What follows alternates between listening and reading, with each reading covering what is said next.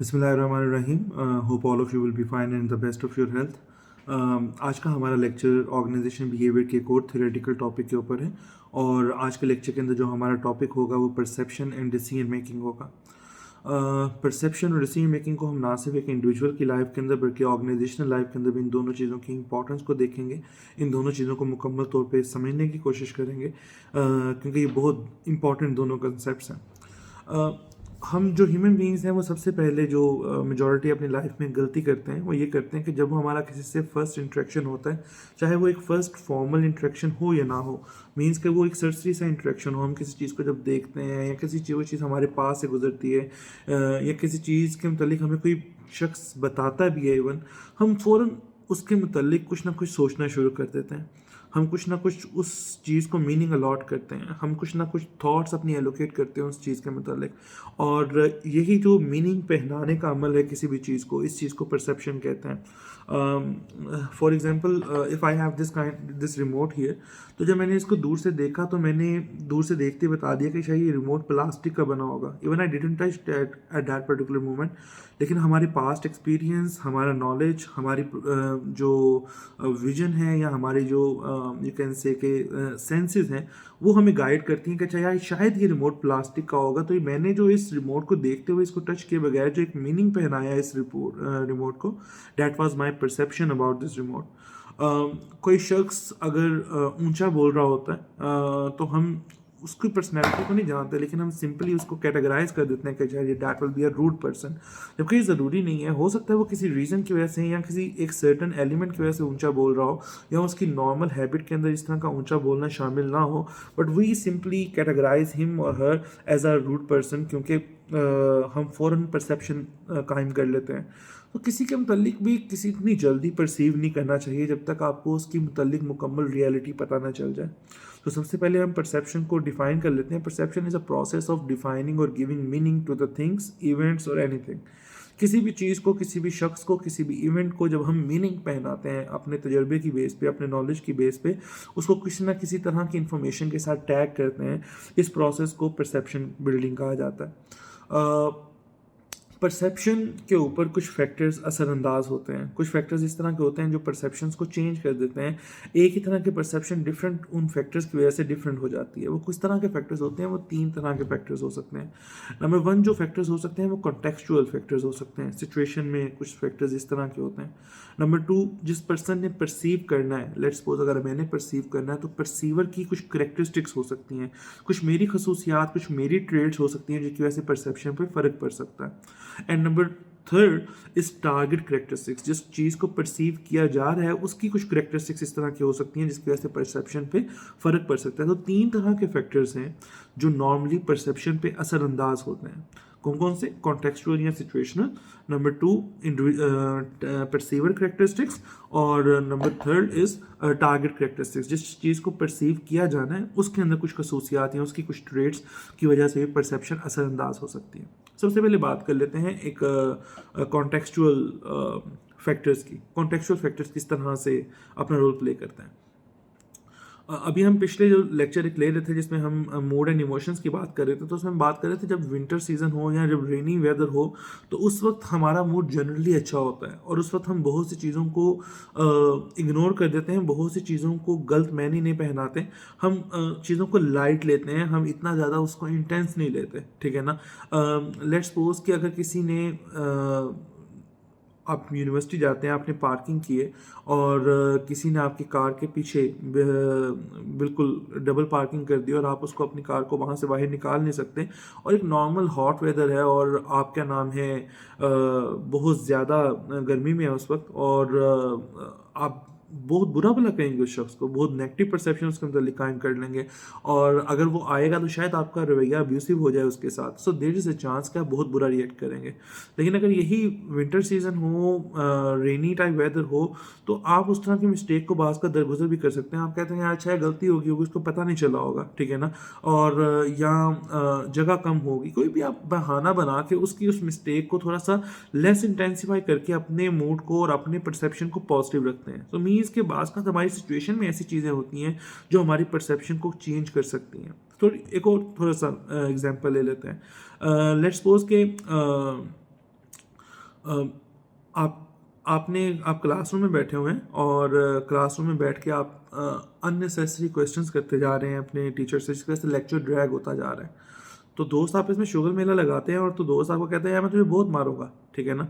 तो आप उसकी बात को लाइट लेके हंस के आप इग्नोर कर देते हैं। आप ये तो नहीं कहते हाँ जी मार के दिखाओ, ऐसा करो, ये करो, ये वो करो। You simply ignore that particular thing, ठीक है ना। लेकिन अगर आप यूनिवर्सिटी के प्रीमिसेस से बाहर चले जाएं, ठीक है ना, कोई स्ट्रेंजर आपके को आके कहे कि मैं तुम्हें बहुत मारूंगा, तो आप उसकी बात को उस तरह इग्नोर नहीं करते। हम उसे कहते हैं हाँ भाई क्यों, मसला की।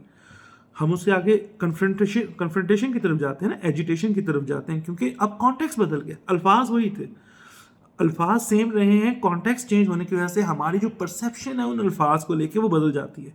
सो दीज आर द सिचुएशनल और कॉन्टेक्चुअल फैक्टर्स जिनकी वजह से परसेप्शन चेंज हो जाती है, ठीक है ना। परसेप्शन मुख्तलिफ हो जाती है और ये परसेप्शन पे असरअंदाज होते हैं इस तरह के फैक्टर्स। तो ये बहुत से सिचुएशनल, मैंने तो सिर्फ 2 एग्जांपल दी ना आपको, बहुत से सिचुएशनल और बहुत से कॉन्टेक्चुअल फैक्टर्स इस तरह के हो सकते हैं जिसके अंदर परसेप्शन उस चीज़ को लेके चेंज हो जाती है। सो पहला जो फैक्टर से अंदाज कर सकता था वो कॉन्टेक्चुअल फैक्टर से अंदाज कर सकते थे। सेकंड जो फैक्टर्स होते हैं वो परसीवर की करैक्टरिस्टिक्स होती हैं, ठीक है ना। परसीवर की करैक्टरिस्टिक्स किस तरीके से, लेट्स से कि if I am a tall person, मेरी 6 फीट हाइट है, ठीक है ना, तो मैं किसी भी शख्स को, ठीक है ना, हैंडसम तब कहूँगा जब उसकी हाइट ज़्यादा हो, क्योंकि मुझे लगता है कि अच्छा यार ये करैक्टरिस्टिक्स मेरे अंदर भी है, ठीक है ना। तो सबसे पहले तो यही करैक्टरिस्टिक दूसरों के अंदर भी होनी चाहिए, ठीक है ना। सो एक पर्सन जिसने परसीव करना है उसकी अपनी कोई डोमिनेंट करैक्टरिस्टिक होती है, वो उसी को दूसरों में तलाश करता जाता है और उसकी बेस पे उसकी परसेप्शन गलत भी हो सकती है, ठीक है ना। फॉर एग्जांपल ज़रूरी नहीं है कि सिर्फ और सिर्फ 6 फीट के पर्सन ही हैंडसम होते हैं, ठीक है ना। 5.5 फीट के, 5.7 फीट के, 5.8 फीट के पर्सन भी हैंडसम हो सकते हैं, लेकिन चूंकि परसीवर की एक करैक्टरिस्टिक थी अपनी, उसकी वजह से उसकी परसेप्शन असरअंदाज हो जाती है उस करैक्टरिस्टिक की वजह से। इसके अलावा भी कुछ चीज़ें होती हैं। अगर परसीवर का मूड डिस्टर्ब है, इमोशनल कोई टर्बुलेंस है किसी भी फैक्टर की वजह से, तो वो एक चीज़ को वो लाइटली परसीव कर सकता था, लेकिन अपने मूड की वजह से उसको नेगेटिवली परसीव करता है। अगर एक पर्सन की पर्सनैलिटी ही पेसिमिस्टिक है, अगर एक पर्सन की पर्सनैलिटी ही इंट्रोवर्ट है, ठीक है ना, तो उसकी उस पर्सनैलिटी का भी असर किसी परसेप्शन पे पड़ता है। अगर उसकी पर्सनैलिटी ओपन माइंडेड होती है, एक्सट्रोवर्ट होती है, तो वो किसी चीज़ को पॉजिटिवली परसीव करता है। लेकिन अगर एक पेसिमिस्टिक इंट्रोवर्ट पर्सन है तो वो डेफिनेटली नेगेटिव साइड को देखने की तरफ जाएगा और उस चीज़ों को वैसा ही परसीव करेगा। सो एक परसीवर की जो पर्सनालिटी होती है, जो वैल्यूज़ होती हैं, जो करैक्टरिस्टिक्स होती हैं, वो भी असरअंदाज होती हैं परसेप्शन के ऊपर। जिस तरह से मैंने आपको एग्जांपल दी हाइट की, इसके अलावा भी कुछ एग्जांपल हो सकती हैं। कुछ लोग अगर लेट्स सपोज का अगर एक एम्प्लॉई है, ठीक है ना, उसको एक बड़े ज़बरदस्त सॉफ्टवेयर ओरेकल पे काम करना आता है, ठीक है ना, वो उन्हीं एम्प्लॉयज़ को तगड़ा या उन्हीं एम्प्लॉयज़ को अच्छा समझेगा, अपने कोलीग्स को जिनको उसी सॉफ्टवेयर पे कमांड हासिल हो या उसे किसी एडवांस सॉफ्टवेयर पे कमांड हासिल हो। जिनको वो नहीं आता होगा उनको तो वो घर की मूली समझता होगा, खेत की मूली समझता होगा, तो क्या नाम है, उनको इतना वेटेज नहीं देगा। सो द थिंग इज़ कि हम में जो खसूसियात होती हैं जिन्होंने परसीव करना होता है, हम उनको अपनी परसेप्शन के ऊपर हावी कर लेते हैं और उसकी बेस पे हमारी परसेप्शन असरअंदाज होती है। थर्ड नंबर पे जो करैक्टरिस्टिक फैक्टर्स होते हैं जो कि असरअंदाज हो सकते हैं परसेप्शन के अंदर, वो टारगेट के अंदर कुछ करैक्टरिस्टिक्स होती हैं। टारगेट के अंदर करैक्टरिस्टिक्स किस तरीके की होती हैं, लेट्स सपोज के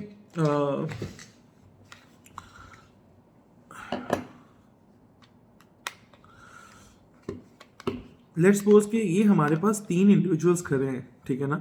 इन 3 इंडिविजुअल्स में से, ठीक है ना, ये भी इंडिविजुअल और ये वाला इंडिविजुअल कम नोटिस होगा, ठीक है ना, लेकिन ये वाला इंडिविजुअल ज़्यादा नोटिस होगा। क्यों, आप बता सकते हैं क्यों? क्योंकि इसका कलर यूनिक है, ये प्रोमिनेंट हो रहा है इन दोनों के दरमियान। क्योंकि ये दोनों ब्लैक थे, ये उतना प्रोमिनेंट नहीं हो रहे थे, इन 2 ब्लैक के दरमियान जो वाइट है वो प्रोमिनेंट हो रहा है। डेट्स वाई सबसे पहले जो परसीव किया जाएगा वो इसको किया जाएगा। क्या इसमें इन दोनों की कोई गलती है? नहीं है, लेकिन ये इस टारगेट की एक करैक्टरिस्टिक थी, इसका कलर था यूनिक, जो इसको बाकियों के इस पर स्टैंड आउट बना रहा था। आप एक महफिल के अंदर हैं और वहाँ पे 10 से 15 लोग मौजूद हैं, लेकिन उनमें से एक पर्सन की आवाज़ जेन्युइनली बड़ी ऊंची है, ढोल की तरह आवाज़ है, ठीक है ना। वो आहिस्ता भी बोले, दिल में भी बोले, फिर भी सबको आवाज़ सुनाई देती है, ठीक है ना। सो वो बंदा सबसे पहले नोटिस किया जाएगा, ठीक है ना। उसको नोटिस करना सबसे ज़्यादा लोग क्विकली नोटिस करेंगे। एक पर्सन है, गैदरिंग है, जिसमें 10 लोगों ने शलवार कमीज पहनी है और 11वां बंदा 2 पीस में आ जाता है, तो वो 2 पीस वाला बंदा पहले नोटिस किया जाएगा। सो थिंग इज, बाज का जिस चीज़ को परसीव किया जाना है उस चीज़ की अपनी कुछ करेक्टरिस्टिक्स इस तरह की होती हैं जिसकी वजह से परसेप्शन पे फ़र्क पड़ सकता है, ठीक है ना, परसेप्शन चेंज हो सकती है। अगर यही ये रिमोट ब्लैक कलर का होता तो फिर तीनों के पास इक्वल चांसेस थे परसीव होने के। अगर वही पर्सन जिसकी आवाज़ ऊंची अगर उसकी मॉडरेट होती तो सबके पास इक्वल चांसेस थे नोटिस होने के। लेकिन चूंकि इसका कलर वाइट था, उसकी आवाज़ ऊंची थी, किसी की हाइट बड़ी ज़्यादा थी, तो उनकी वजह से वो चीज़ें पहले परसीव कर ली जाती हैं और बाज़ का नेगेटिवली या पॉजिटिवली परसीव कर ली जाती हैं। So this is how target characteristics can also affect the perception. So सबसे पहले हमने किया क्या था, परसेप्शन को डिफाइन किया कि हम जब भी किसी चीज़ को मीनिंग पहनाते हैं, जब भी किसी चीज़ को मीनिंग्स एलोकेट करते हैं, चीज़ को, इवेंट को, पर्सन को, किसी एक्शन को, किसी रिएक्शन को, उस चीज़ को परसेप्शन कहते हैं। फिर हमने कहा कि परसेप्शन जो की जाती है उस पर डिफरेंट तरह के फैक्टर्स असरअंदाज होते हैं। वो 3 तरह के हैं। कुछ फैक्टर्स कॉन्टेक्चुअल होते हैं, सिचुएशनल होते हैं, कुछ परसीवर की कैरेक्टरिस्टिक्स होती हैं और कुछ टारगेट की कैरेक्टरिस्टिक्स होती हैं। हमने उन सबको डिस्कस कर लिया कि वो फैक्टर्स किस किस तरह से अपना रोल प्ले कर सकते हैं। ओके, यहाँ तक हमारी एक डिबेट फिनिश हो गई। अब नेक्स्ट जो पॉइंट है वो एक थ्योरी है जो कि ये परसेप्शन बिल्डिंग के प्रोसेस को क्लियर करती है, ठीक है ना। मतलब ये परसेप्शन बनती कैसी है, हम चीज़ों को मीनिंग एलोकेट करते कैसे हैं, इसका आंसर एक थ्योरी के अंदर मौजूद है। वो थ्योरी का नाम है एट्रीब्यूशन थ्योरी। थ्योरी है एट्रीब्यूशन थ्योरी। एट्रीब्यूशन थ्योरी बताती है कि किस तरह से एक परसेप्शन का प्रोसेस मुकम्मल होता है। एट्रीब्यूशन थ्योरी ये कहती है कि जब भी कोई इवेंट हैपन होता है ना, ठीक है ना, और हम जब उसके मुतालिक परसेप्शन कायम करने लगते हैं, ठीक है ना, तो 2 तरह के फैक्टर्स रोल प्ले करते हैं। एक होता है इंटरनल फैक्टर्स और एक होता है एक्सटर्नल फैक्टर्स, और ये दोनों तरह के फैक्टर्स किसी सिचुएशन के साथ लिंक होते हैं। फॉर एग्जाम्पल, लेट्स सपोज कि एक स्टूडेंट क्लास में लेट आया है, ठीक है ना। अब उसको डांटने से पहले मुझे ये सोचना चाहिए कि अगर वो क्लास में लेट अपने किसी इंटरनल फैक्टर, अपनी ज़ाती मिस्टेक, इंटरनल मिस्टेक की वजह से लेट आया है, मीन्स कि वो लेट उठा है, या उसने अपने ड्रेस रेडी नहीं किया हुआ था, या उसने घर से ही जानबूझ के लेट निकला है, उसको पता था कि अटेंडेंस तो लग जानी है, मीन्स कोई उसकी अपनी इंटरनल गलती थी, कोई इंटरनल फैक्टर था जिसकी वजह से वो लेट हुआ है, या कोई एक्सटर्नल फैक्टर था। एक्सटर्नल फैक्टर कौन कौन से हो सकते हैं, मीन्स कि ट्रैफिक थी बहुत ज़्यादा, ठीक है ना, कहीं पे एहतजाज हो रहा था, वहाँ पे ब्लॉकेड हो गया हुआ था, ही वॉज सो मच सिक, और लेकिन उसके बावजूद वो लेक्चर लेने आया, लेकिन आते आते फिर लेट हो गया। So there might be very external factors too, ठीक है ना। तो हम किसी भी चीज़ के मतलब परसेप्शन कायम करने से पहले ये सोचते हैं कि उस पर्सन का जो एक्शन है या रिएक्शन था वो इंटरनल फैक्टर की वजह से था या एक्सटर्नल फैक्टर की वजह से था। अगर तो इंटरनल फैक्टर की वजह से था तो फिर हम उसको बैडली, अगर उसका एक्शन बुरा है तो फिर हम उसको बैड परसीव करते हैं। लेकिन अगर उसकी कोई मिस्टेक, अगर उसका कोई एक्शन एक्सटर्नल फैक्टर की वजह से था जो उसके कंट्रोल में नहीं थे, तो फिर हमें बैड परसीव नहीं करना चाहिए, ठीक है ना। सो एट्रीब्यूशन थ्योरी इन 2 फैक्टर्स के इर्द गिर्द घूमती है कि हर किसी का कोई एक्शन, कोई रिएक्शन, कोई सिचुएशन 2 चीज़ों में से किसी एक चीज़ की वजह से होती है, और वो होती हैं इंटरनल फैक्टर्स या एक्सटर्नल फैक्टर्स। अगर कोई काम इंटरनल फैक्टर की वजह से हुआ है तो जिसने काम किया है उसको सज़ा ज़रूर दी जानी चाहिए, उसको नेगेटिवली परसीव किया जाना चाहिए। लेकिन अगर कोई काम एक्सटर्नल फैक्टर की वजह से हुआ है तो फिर उसको मोर्द इल्ज़ाम नहीं ठहराना चाहिए, उसको पनिशमेंट, उसको सज़ा उस चीज़ की नहीं मिलनी चाहिए। तो ये एट्रीब्यूशन थ्योरी का बेसिक प्रिंसिपल था। एट्रीब्यूशन थ्योरी कहती है कि इंटरनल फैक्टर्स और एक्सटर्नल फैक्टर्स को मज़ीद अच्छे तरीके से समझने के लिए 3 फेजेस हैं, 3 फेजेस कह लीजिए, कंपोनेंट्स कह लीजिए, एलिमेंट्स कह लीजिए, जो कि हैं एट्रीब्यूशन थ्योरी के। उनमें से कौन कौन से हैं? सबसे पहला होता है उसमें डिस्टिंक्टिवनेस, फिर सेकंड नंबर पे हमारे पास कंसेंसस होता है, और जो थर्ड नंबर पे हमारे पास होता है वो उसकी कंटिन्यूएशन होती है, ठीक है ना। सबसे पहले जो इम्पोर्टेंट चीज़ है वो है डिस्टिंक्टिवनेस।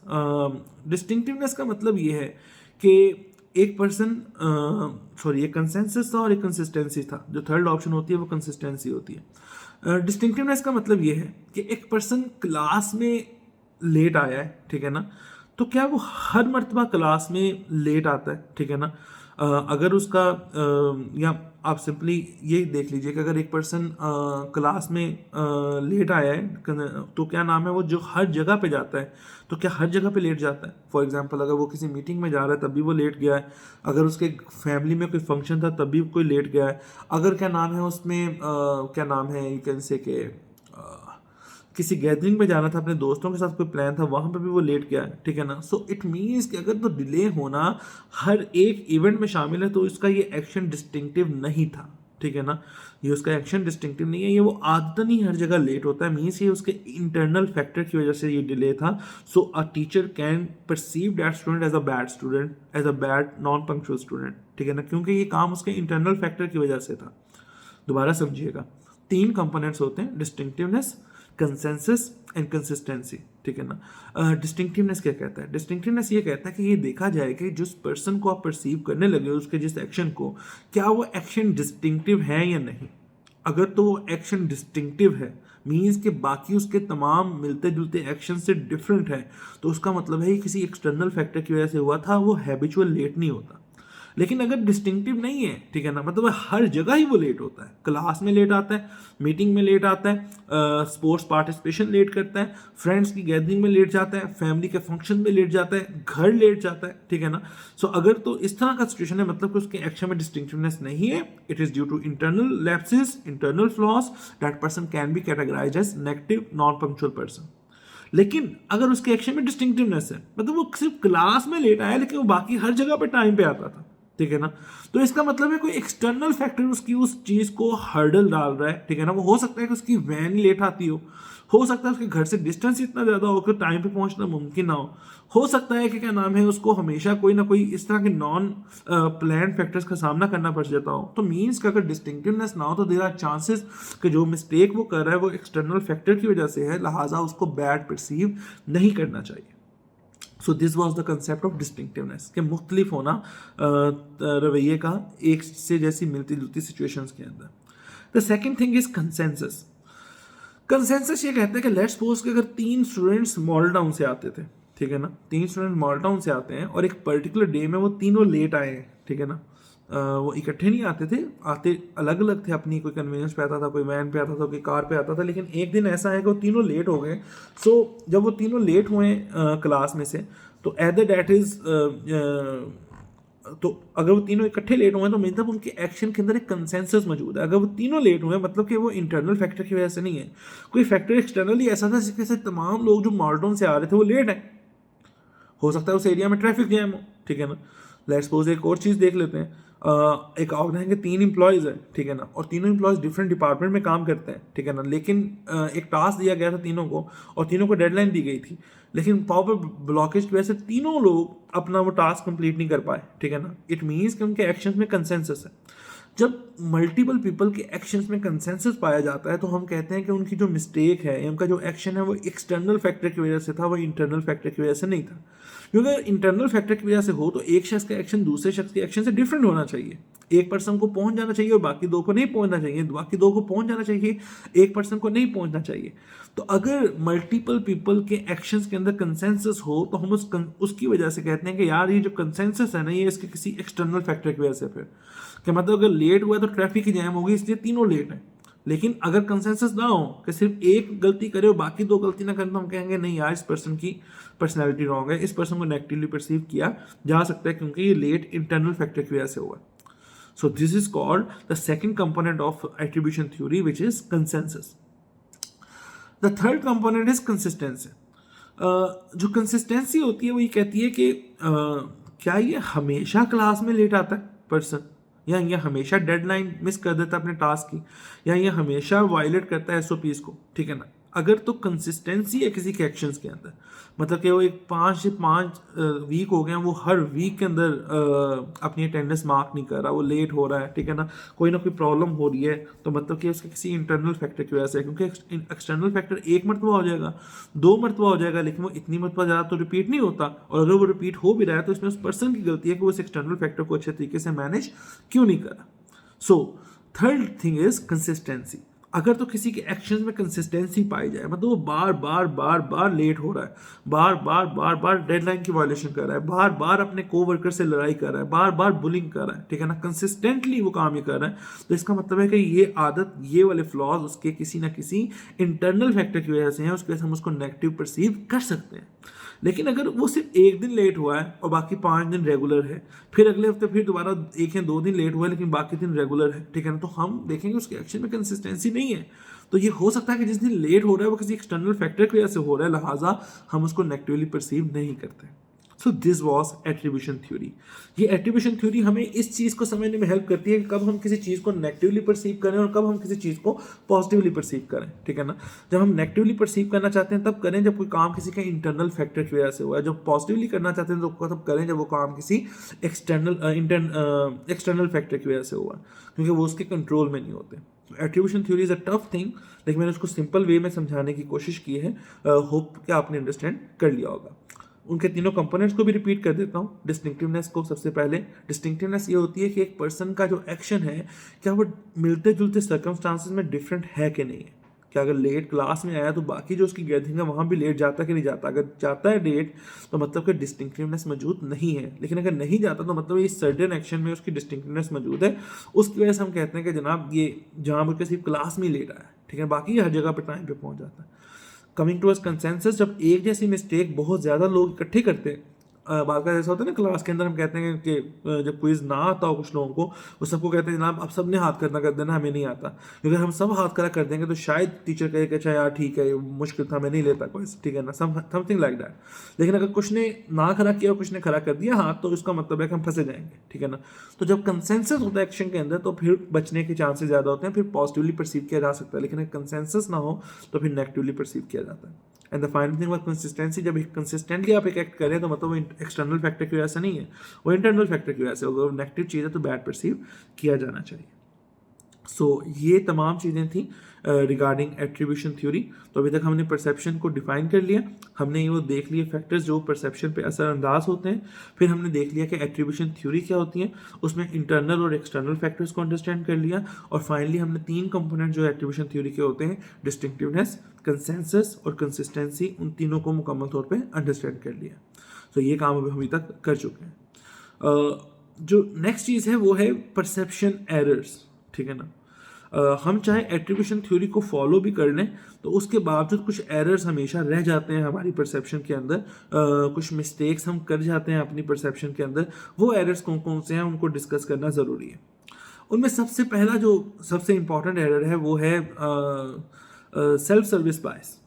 सेल्फ सर्विस बायस क्या एरर है, वो ये कहता है कि जब हम ग्रुप सेटिंग के अंदर हों और हमें कामयाबी मिल जाए तो हम सक्सेस का क्रेडिट खुद लेने लग जाते हैं, अपने ग्रुप मेंबर्स को नहीं देते हैं, मुश्तरका ग्रुप को नहीं देते। हम सक्सेस या कामयाबी या पॉजिटिव चीज़ों का क्रेडिट खुद लेते हैं। लेकिन अगर ग्रुप वर्क खराब हो जाए, ठीक है ना, कोई प्रॉब्लम हो गई है, कोई डेडलाइन मीट नहीं हुई, या आपका प्रोजेक्ट पूरा का पूरा डिस्टर्ब हो गया, तो तब हम उसका इल्ज़ाम दूसरों को देते हैं, तब उसका क्रेडिट खुद नहीं लेते, ठीक है ना।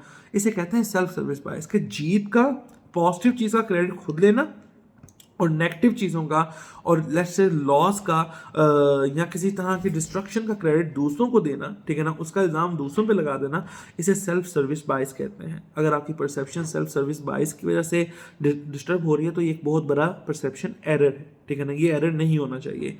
हम अगर रिस्पॉन्सिबिलिटी लेते हैं तो फिर हम जीत और हार दोनों की रिस्पॉन्सिबिलिटी लें, तब हम पॉजिटिव और नेगेटिव दोनों की रिस्पॉन्सिबिलिटी लें। लेकिन अगर हम सिर्फ और सिर्फ पॉजिटिव की रिस्पॉन्सिबिलिटी लेंगे और नेगेटिव की रिस्पॉन्सिबिलिटी लेने से कतराएंगे तो that will not work at all, तो वो काम नहीं चीज़ कर सकेगी।